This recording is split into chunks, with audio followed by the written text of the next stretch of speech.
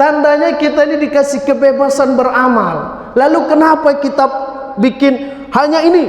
Kalau tak ini, maka dia telah mengingkari apa yang Rasulullah sampaikan. Kok begitu pola pikirnya? Tidak boleh. Saya kasih satu contoh yang sekarang ini viral, Pak. Ya, artinya ini sebenarnya amalan itu pilihan gitu. Tentang hari Jumat atau malam Jumat. Kita disuruh ngapain biasanya? Kalau buka handphone tuh pagi-pagi Jumat, mau masuk lah itu udah.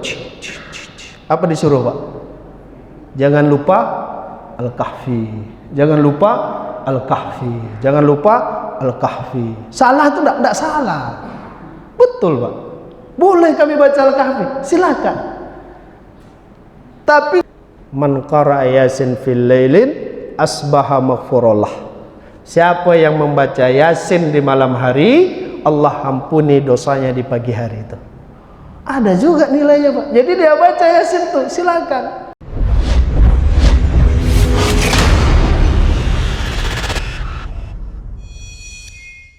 Na'udzu billahi as-sami'il 'alim minasy syaithanir rajim. Bismillahirrahmanirrahim.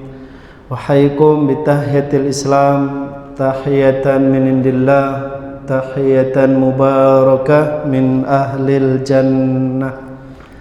Dari Pekanbaru ke kota Rengat, sampai di Rengat balik lagi ke Pekanbaru. Salam ini salam yang diajarkan Nabi Muhammad, yang menjawabnya insyaallah sehat selalu. Assalamualaikum warahmatullahi wabarakatuh.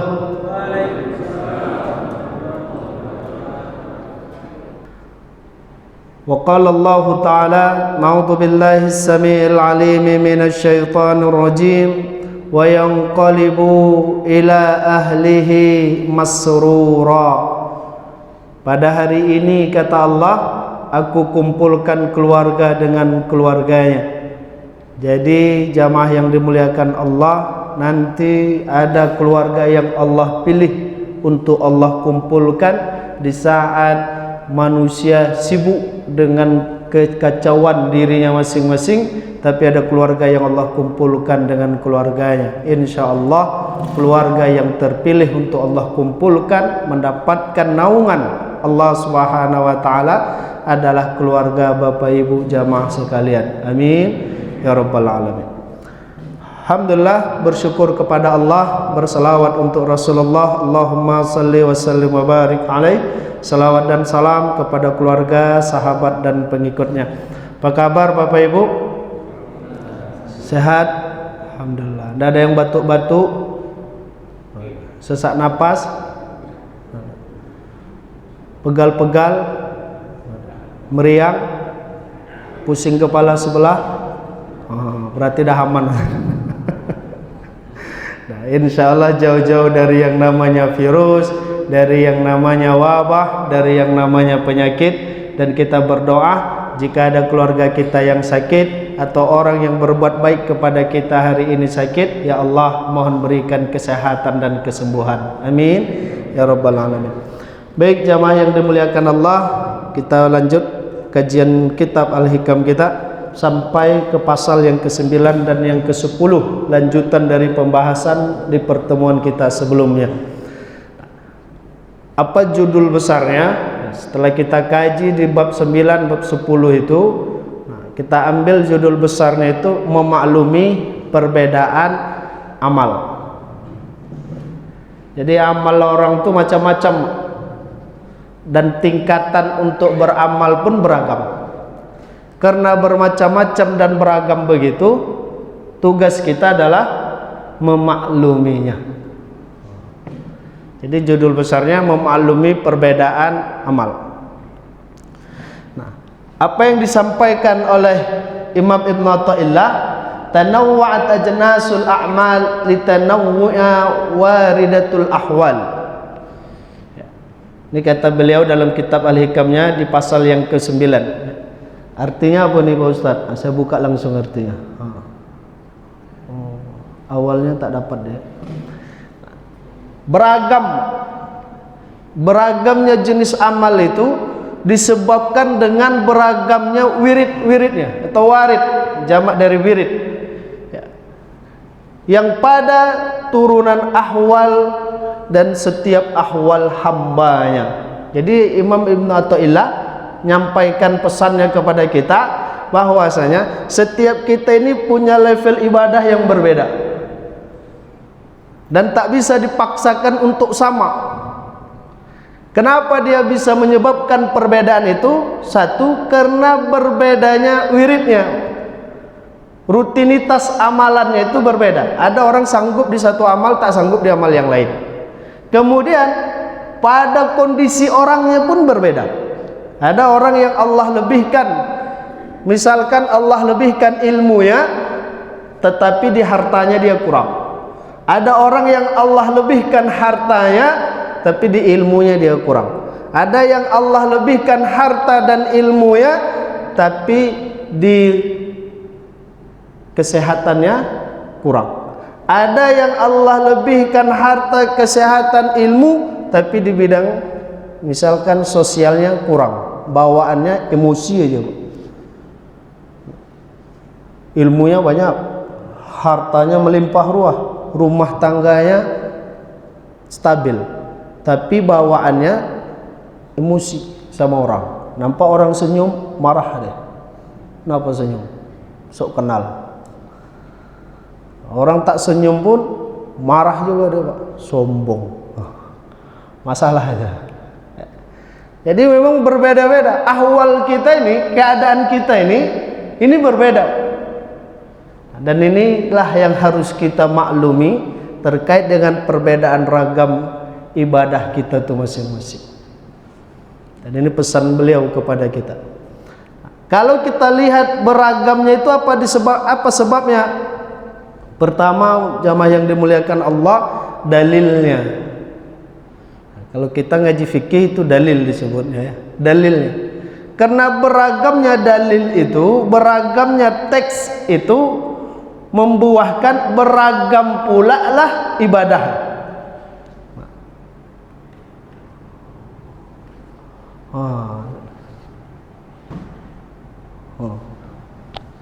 Masya Allah. Pas deh. Berdapat semua ya tulisannya.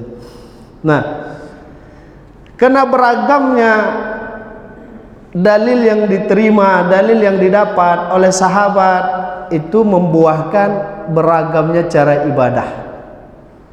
Ini kajian kalau kita lihat dari sudut pandang yang pertama tentang dalilnya, Pak. Ada sahabat yang mendengar, ada sahabat yang melihat, ada sahabat yang hadir terus bersama Rasulullah, ada sahabat yang sekali-sekali aja hadir, kadang dia hadir, kadang dia tidak. Nah, beragam Pak, begini.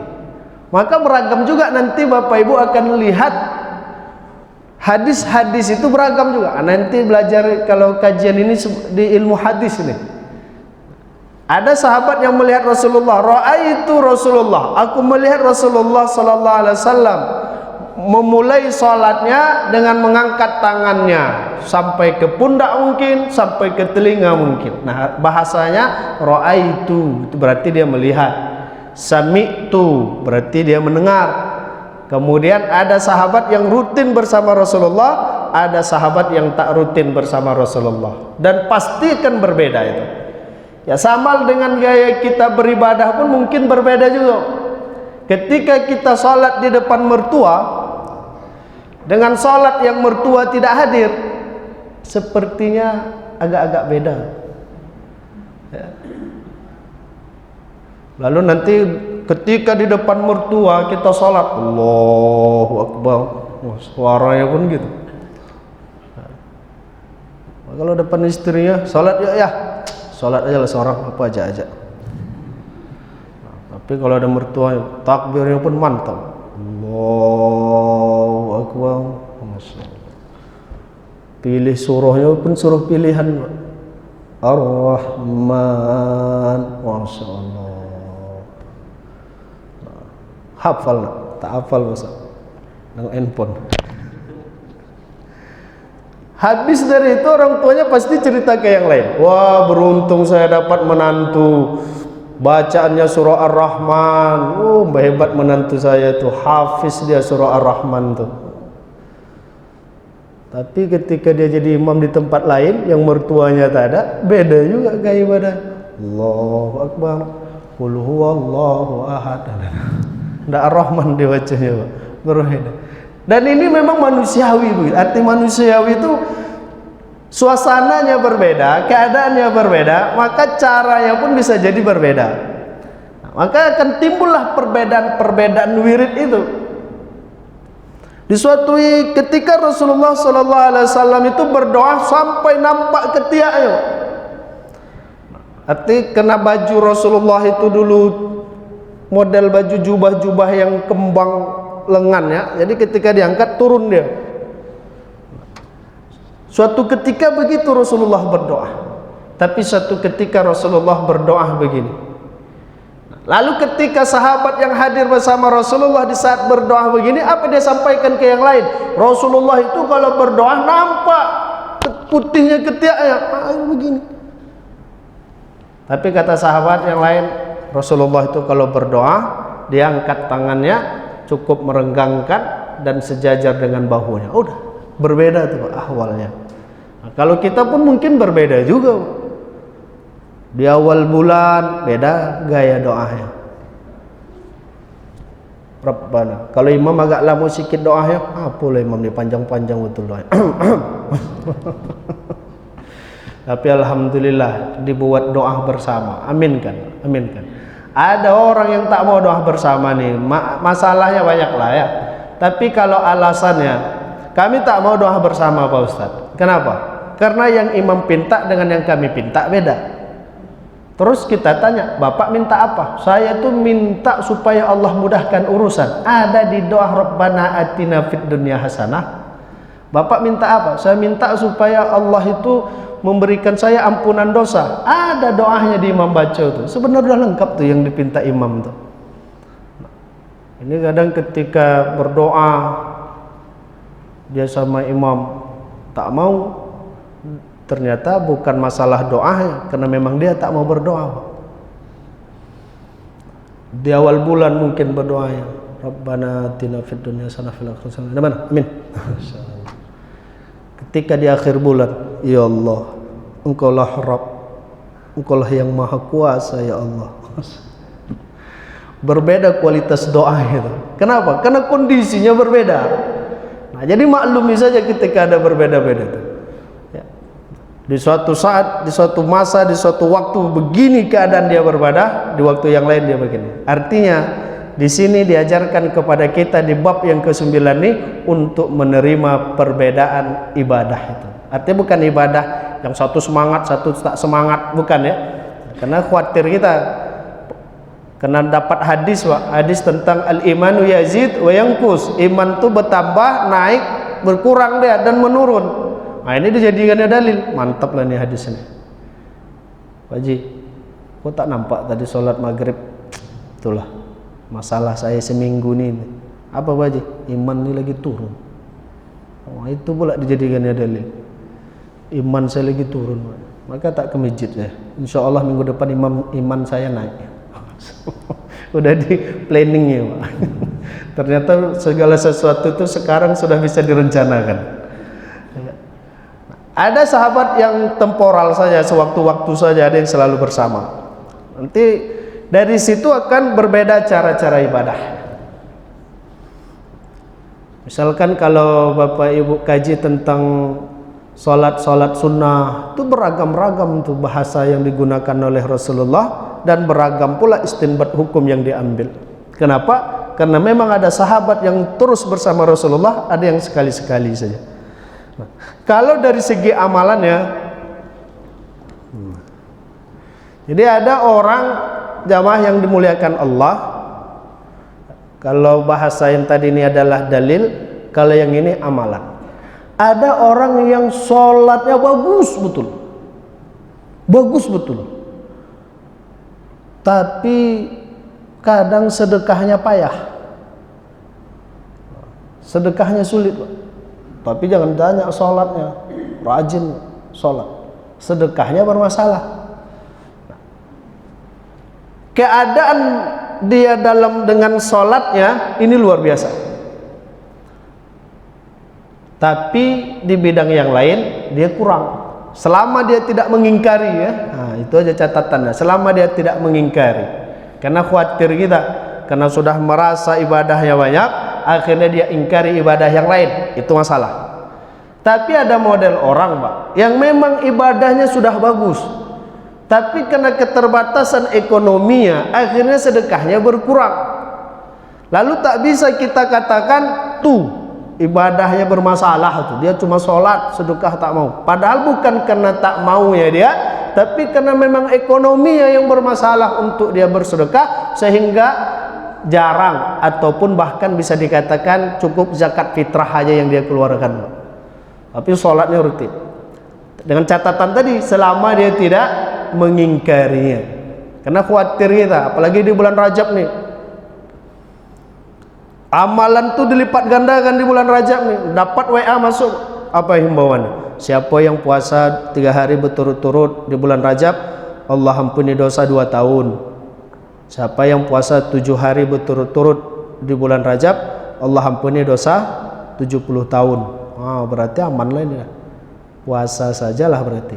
Habis itu tak ke masjid pun tak apa-apa, tak sholat pun tak apa-apa. Kenapa?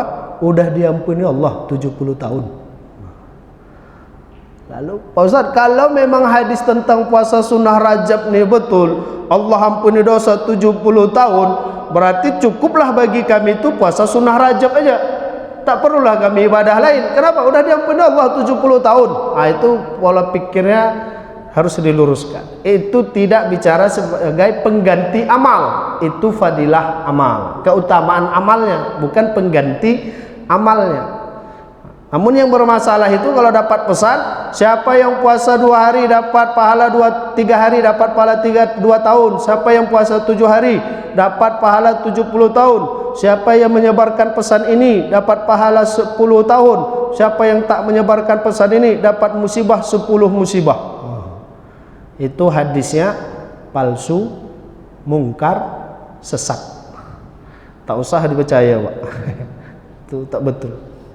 Karena takut dapat 10 musibah, akhirnya di-share-nya juga, Pak. Nah, dan itu jadi masalah. Nah, jadi ada orang yang memang dalam hal ibadah ini bagus betul, Pak, ibadahnya.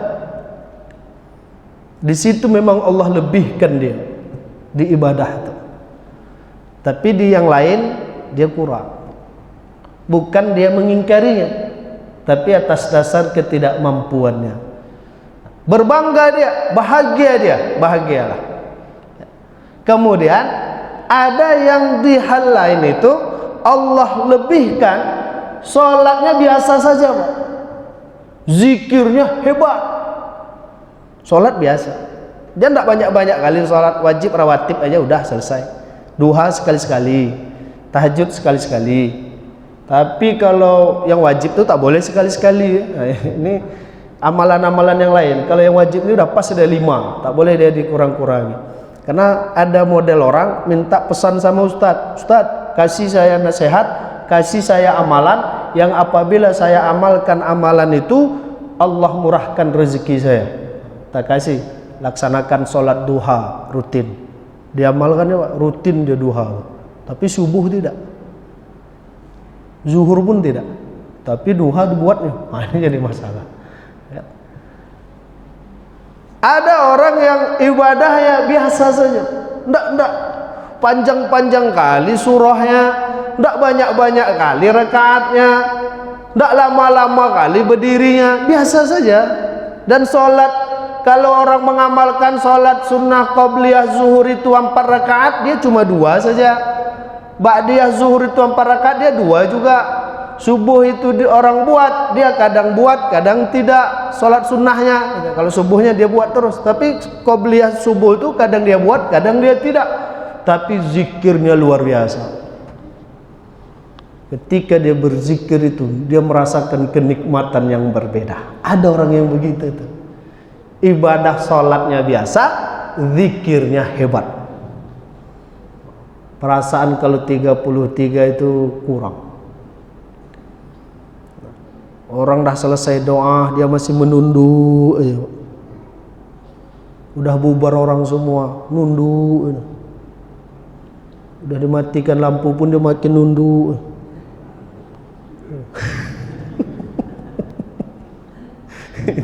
Kata pengurus, khusyuk betul. Tidur nunduk, Masya Allah. Nikmat berzikir di Baitul Muktamar nih.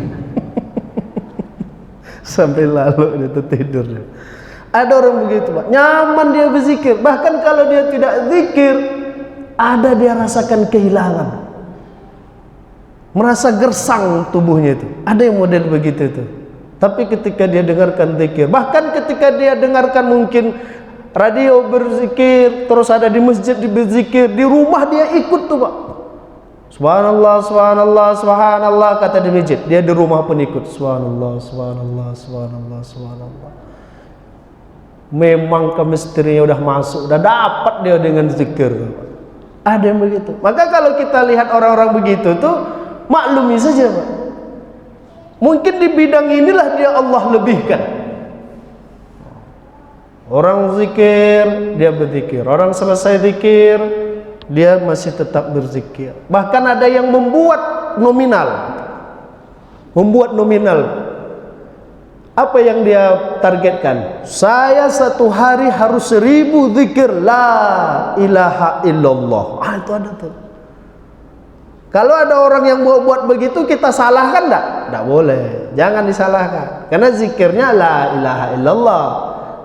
Kecuali zikirnya zikir beda. Itu ya berusaha. Tapi kalau zikirnya yang memang diizinkan, dia mau buat 1000, dia buat 100.000. Kadang ada orang yang mempermasalahkan. Kenapa ditetapkan? Zikir aja lah banyak-banyak. Enggak usah ditetapkan. Ini target. Salahkah ketika orang masang target dengan amalannya? Tak ada yang menyalahkan dari ulama fikih kita. Sama kalau kita kaitkan dengan yang lain. Ya, ketika Rasulullah SAW merintahkan suatu amal, yang Rasulullah amalan itu tak rutin dibuat Rasulullah, tapi ada sahabat yang merutinkannya. Bahkan tak bisa dia berpisah dengan amalan itu. Dan itu kata Rasulullah, masuk surga engkau karena amalan itu. Dah nyaman dia dengan amalan itu. Maka amalan ini sebenarnya luas, Bapak Ibu yang dimuliakan Allah. Luas betul amalan itu. Sehingga karena banyaknya dia, dikasih Allah pilihan-pilihan.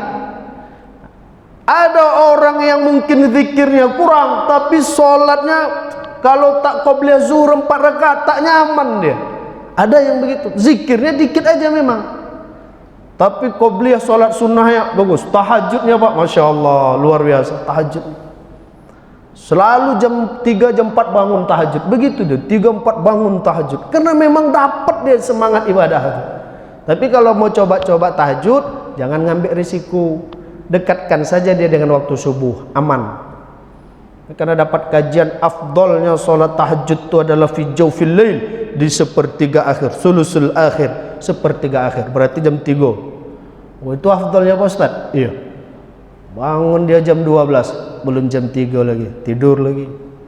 Bangun setengah 2, belum jam 3 lagi, tidur lagi. Bangun setengah 3, setengah jam lagi, belum lagi, tidur lagi. Bangun jam 7, habis. Kenapa? Karena ngejar target afdol, dia pahami itu tadi. Akhirnya dia ekspresikan dengan begitu. Tapi ada model orang memang sudah dapat tuh, enggak pakai alarm pun terbangun dia jam 3 tuh. Ada juga model begitu, karena dia udah nyaman dengan tahajud tuh. Tapi ada juga orang yang dapat dia di zikirnya. Nah, ini ada satu lagi amalannya. Ada yang sedekahnya juga, Pak. Zikirnya sedikit, sedekahnya luar biasa. Sholatnya pun biasa saja, tidak ada yang istimewa kita lihat sholatnya. Rakaat pertama kalau dengarkan sholat di samping dia, Pak, kita dengarkan surahnya. Qul ya ayyuhal kafirun. Qul hu juga dibaca ya. Rakaat kedua dengar qul huwallahu ahad. Sama-sama kan. Untuk apa hebatnya dia? Mungkin di sholat dia biasa. Di zikir pun awak tengok biasa juga. Tapi di sedekahnya dia berlebih, royal betul dia sedekah. Dan ternyata model begini ini sudah ada zaman Rasulullah sallallahu alaihi wasallam. Mungkin sampai kisahnya ke kita tentang kisah Uwais Al-Qarni yang Rasulullah suruh kepada Umar bin Khattab, kepada sahabatnya, kalau kalian jumpa nanti ada dari golongan tabi'in itu, ciri-cirinya dikasih oleh Rasulullah, salah satunya ada yang di telapak tangannya putih gitu, minta doalah sama dia. Datang Umar bin Khattab, tengok biasa aja sholatnya, tahajudnya pun tidak lama-lama kali, biasa juga. Dilihat sedekahnya tidak juga banyak sedekahnya, dilihat zikirnya tidak juga lama zikirnya. Lalu kenapa Rasulullah ini mengatakan doa dia ini mustajab dan aku disuruh minta doa sama dia? Ditanya oleh Umar, apa amalanmu? Katanya begitulah kan. Kasihlah sedikit bocoran. Apa kata Uwais? Tak ada. Salatku biasa, zikirku biasa, sedekahku pun tak banyak. Tapi apa kata beliau? Baktinya sama orang tua. Baktinya sama orang tuanya luar biasa. Sampai kalau kita baca kisahnya, ya Allah, sanggup dia menggendong orang tuanya untuk haji. Hebat. Di sini dia biasa saja, tapi di yang lain-lain ini dia ada amalan istimewa. Tandanya kita ini dikasih kebebasan beramal. Lalu kenapa kita bikin hanya ini? Kalau tak ini, maka dia telah mengingkari apa yang Rasulullah sampaikan. Kok begitu pola pikirnya? Tidak boleh. Saya kasih satu contoh yang sekarang ini viral, Pak. Artinya ini sebenarnya amalan itu pilihan gitu. Tentang hari Jumat atau malam Jumat, kita disuruh ngapain biasanya? Kalau buka handphone tuh pagi-pagi Jumat, mau masuk lah itu udah apa disuruh, Pak? Jangan lupa Al-Kahfi, jangan lupa Al-Kahfi, jangan lupa Al-Kahfi. Salah itu enggak salah, betul, Pak. Boleh kami baca Al-Kahfi, silakan.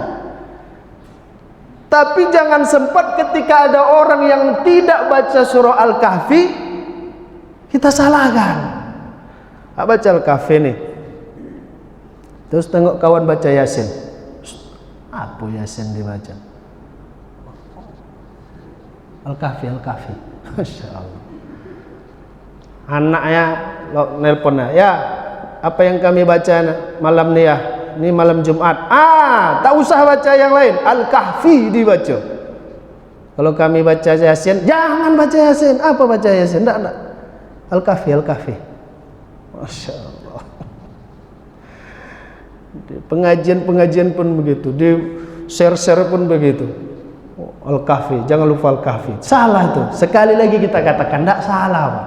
Tapi ketika kita menganggap inilah satu-satunya surah yang harus dibaca di hari Jumat, di situ masalahnya. Ketika ada orang membaca surah Yasin di malam Jumat atau di hari Jumat, tidak ada masalah. Oh, salah Pak Ustadz. Kenapa salah? Karena Nabi cuma suruh baca surah Al-Kahfi di malam Jumat atau di hari Jumat. Tak percaya Ustadz? Bacalah kitabnya. Kok kitabnya Pak Ustadz? Baca. Hadisnya sahih Pak Ustadz. Betul. Kami pun dah baca kitab tuh. Hadisnya pun kami dah baca. Tentang baca surah Al-Kahfi itu. Tapi jamaah yang dimuliakan Allah, tidak ada di hadis itu larangan membaca surah lain. Boleh nanti dicek ya. Ketika bicara malam Jumat baca surah apa? Rasulullah sallallahu alaihi wasallam perintahkan man qara'a suratul kahfi. Man qara'a. Artinya apa itu? Siapa yang membaca? Siapa yang membaca surah Kahfi, Allah berikan cahaya di antara dua Jumat. Allah ampuni dosa di antara dua Jumat. Hadisnya sahih, kita pun tidak menyalahkan hadis itu, betul. Tapi coba lihat yang Rasulullah sampaikan. Siapa yang membaca? Siapa yang membaca surah Al-Kahfi dapat keutamaan cahaya dua Jumat, dapat keutamaan ampunan dosa di antara Jumat. Betul tuh. Tapi tidak ada Nabi bilang, bacalah surah Al-Kahfi. Kalau kalian tak baca surah Al-Kahfi, artinya apa? Dilarang. Itu yang tak ada hadisnya. Dan Nabi tidak ada bilang, bacalah surah Al-Kahfi, karena dia adalah sebaik-baik surah dibaca di malam Jumat. Tak ada. Nabi cuma bilang, man qara'a suratul kahfi, siapa yang membaca surah kahfi, siapa yang membaca surah kahfi dapatnya ini. Lalu kalau kita baca surah yang lain, ada nggak sesuatu yang akan diberikan? Ada juga. Kenapa? Karena setiap surah itu punya nilai, punya harga, punya keutamaan. Ada orang mau baca surah Al-Kahfi, silakan. Ada orang mau baca surah Yasin, silakan. Ada orang mau baca surah Al-Ikhlas, silakan. Qul huwallahu ahad aja diulangi 1000 kali, silakan. Karena ada keutamaan surah Al-Ikhlas, itu ada keutamaan. Yang tak boleh itu baca apa? Baca status orang, baca Al-Kahfi nanti dulu. Baca Yasin nanti dulu. Status orang tengok. Tapi kalau dia mau baca Al-Kahfi, dapatnya itu. Dia mau baca Yasin, dapatnya ini. Apa keutamaan surah Yasin itu Bapak Ibu? Banyak ya. Di antaranya yang viral tuh di tafsir Imam Ibnu Katsir yang bicara. Jadi kelebihan tafsir Imam Ibnu Katsir itu, dia menafsirkan Al-Quran dengan menampilkan hadis-hadis Rasul yang banyak. Itu kelebihannya. Jadi kalau mau belajar tafsir, belajar hadis, tafsir Ibnu Katsir itu bagus dibaca. Karena dia menjelaskannya pakai hadis-hadis. Lalu di tafsir Ibnu Katsir yang bicara tentang surah Yasin, hadis apa yang beliau sampaikan di tafsirnya? Man qara'a Yasin fil lailin asbaha maghfurullah. Siapa yang membaca Yasin di malam hari, Allah ampuni dosanya di pagi hari itu. Ada juga nilainya Pak. Jadi dia baca Yasin tuh, silakan. Tapi kan Pak Ustadz disuruh Rasulullah Al-Kahfi. Tidak ada Rasulullah suruh Al-Kahfi. Rasulullah cuma bilang siapa yang baca Al-Kahfi. Kan beda tuh ya. Beda tuh Pak. Yang kalau Rasulullah suruh bahasanya begini, bacalah surah Al-Kahfi. Siapa yang tidak membaca surah Al-Kahfi, maka dia bukan dari umatku. Itu betul Pak. Tak ada pilihan, bacalah Al-Kahfi. Tapi tak kita jumpakan hadis begitu. Nah, ini tandanya Pak, amal itu banyak pilihan.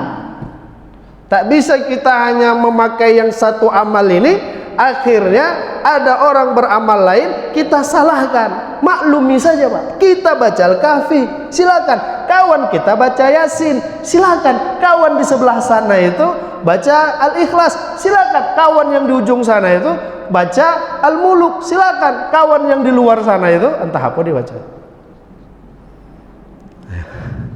Kami baca Pak Ustaz. Baca apa? Baca nasib kami Pak Ustaz. Jadi dia membaca nasib kehidupannya. Ya silakan. Nah, Allah Allah. Sebelum kita lanjut, mungkin kalau ada yang mau tanya boleh. Ini pasal yang ke-9 yang disampaikan oleh Imam Ibnu Athaillah. Nah, jamaah yang dimuliakan Allah, begitu juga kasusnya di hari Jumat. Karena beberapa hari ini saya dihadapkan dengan pertanyaan-pertanyaan itu, teringat saya. Ada orang masuk ketika khatib berkhutbah, pilihannya dia sholat qobliyah Jumat atau sholat tahiyatul masjid. Ya silakan pilih saja, saya bilang. Kenapa? Karena itu adalah pilihan. Dia mau tahiyatul masjid, ya boleh. Dia mau qobliyah Jumat, ya silakan. Ada qobliyah Jumat tuh Pak Ustadz? Ada Pak. Siapa yang mengatakan ada? Silakanlah baca pendapat dalam mazhab Imam Syafi'i, dalam mazhab Imam Ahmad bin Hambali tentang hadis-hadis yang disampaikan oleh Rasulullah tentang Rasulullah ada salat qobliyah Jumat. Ada Pak Ustaz, ada. Tapi kalau kami tak qobliyah, kami pakai tahiyatul masjid, boleh Pak Ustaz? Boleh, silakan. Jangankan tidak memilih qobliyah, memilih tahiyatul masjid boleh. Dan jangankan untuk memilih tahiyatul masjid, tidak sholat pun boleh. Dia datang langsung duduk, Pak. Boleh enggak? Hah? Boleh. Boleh. Kenapa boleh? Kan sholat sunnah. Khatib berkhutbah, datang dia, langsung duduk dia. Boleh itu? Boleh. Tapi kami pernah dengar Pak Ustadz, kalau Rasulullah sedang berkhutbah, ada sahabat duduk langsung, disuruh Rasulullah untuk berdiri. Memang disuruh Rasulullah untuk berdiri, tapi hukum sholat itu hukumnya apa? Wajibkah atau sunnahkah? Sepakat ulama kita mengatakan itu hukum sholatnya sunnah. Jadi karena dia hukumnya sunnah, ada yang memilih qobliyah, silakan. Ada yang memilih ba'diyah, silakan. Ada yang tak memilih kedua ini, duduk dia langsung, silakan. Yang tak boleh itu apa? Khatib telah berkhutbah, difotonya khatib tu. Alhamdulillah bisa salat di Baitul Mu'tamar. Mohon doanya supaya khusyuk. Iya. Udah batal, Pak. Udah batal tuh. Tak doa supaya khusyuk, dipoto ya khatib dari situ. Nah, itu yang masalah. Sama dengan pilihan-pilihan ibadah yang lain. Nah, ada pertanyaannya begini, Pak Ustadz, mana yang harus kami pilih? Salat sunnah qobliyah atau baca Quran? Atau doa? Mana yang Bapak Ibu pilih? Qobliyah, baca Quran, atau doa? Kalau mau kita ambil tiga-tiganya tak sempat. Kalau kami ambil 4 rakaat Pak Ustadz, ya, 4 rakaat zuhur itu kami ambil 4 rakaat, sisa waktu mungkin hanya 1 menit iqamah. Tapi kalau kami ambil 2 rakaat, ada sisa waktu 4 menit, kami gunakan sebagian untuk baca Al-Quran, sebagian untuk doa. Atau kami cukupkan qobliyah zuhur 2 rakaat, sisanya kami gunakan untuk baca Al-Quran sambil nunggu iqamah. Atau kami ambil qobliyah zuhur 2 rakaat, sisanya kami gunakan untuk berdoa sampai iqamah. Yang mana yang bagus itu Pak Ustadz? Pilihan, Pak. Pilihan. Tak bisa kita katakan, oh hanya salat qobliyah zuhur yang 4 rakaat lah yang harus dibuat.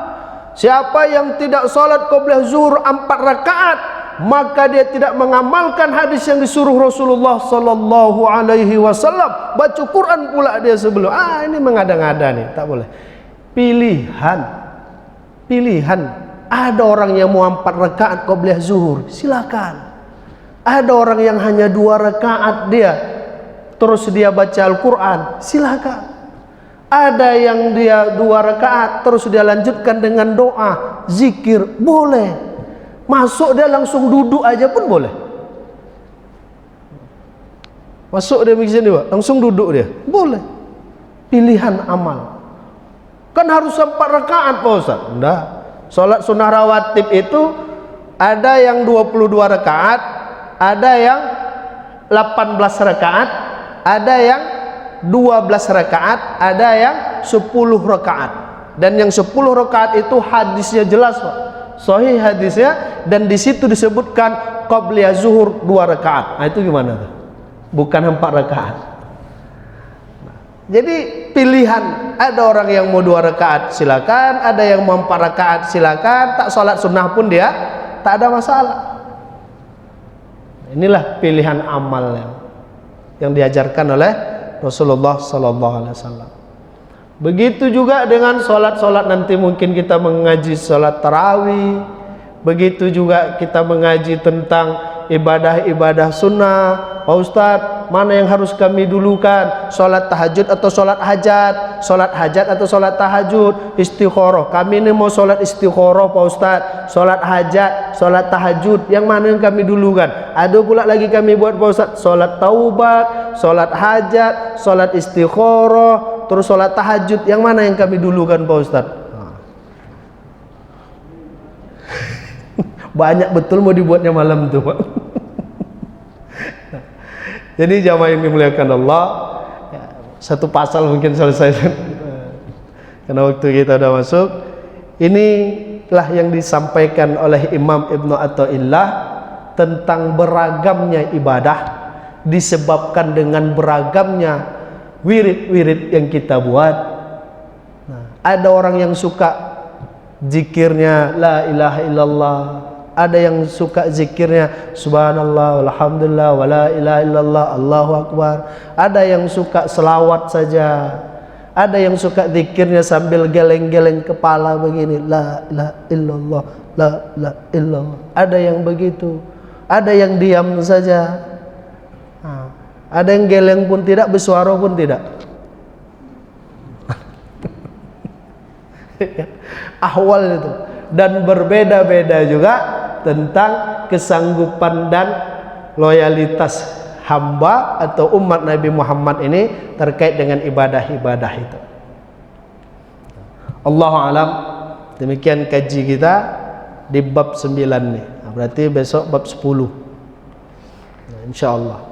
Demikian, sehat selalu Bapak Ibu, bahagia selalu, urusan Allah mudahkan, rumah tangga sakinah mawaddah warahmah, keturunan saleh dan saleha, rezeki yang barakah, dosa yang diampuni, dan ibadah yang diterima Allah.